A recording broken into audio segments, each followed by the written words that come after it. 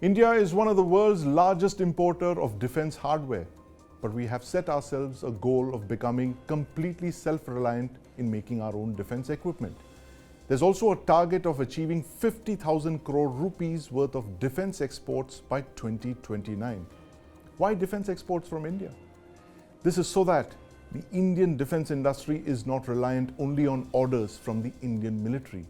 They can supply to the world. Make in India, made for the world, as the government says. And the good news is that we are already on course to the 2029 target. In 2024-25, India exported weapons and equipment worth over 23,000 crore rupees. The big story here is that the Indian private sector has come of age. The private sector has contributed defense exports worth over 15,000 crore this year. This is double the exports by the Indian defense public sector undertakings. It's in fact a threefold jump since 2023-24. Just last year, private sector defense exports were just 1/3 of the public sector exports, 5,800 crore versus 15,000 crore. There's a lesson in this for all of us. If India has to realize its targets of defense exports, both public and private sector engines need to fire. And these engines fire only when orders are placed on Indian industry.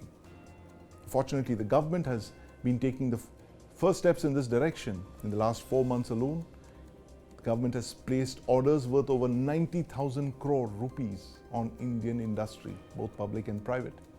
The Department of Defense Production has a dedicated portal for application and processing of export authorization requests. The government has brought in policy reforms to boost exports. Industrial licensing has been simplified. Parts and components have been removed from the license regime. SOPs for export authorization have been simplified. But the time has come to create an executive body dedicated to only promoting defense exports. You can look at various models like in the Russian Federation or possibly even South Korea. South Korea, for instance, rose from being number 31 in 2000 in defense exports to become one of the world's top 10 defense exporters today. South Korea exports over $15 billion worth of military equipment every year. That's more than double our 2029 target.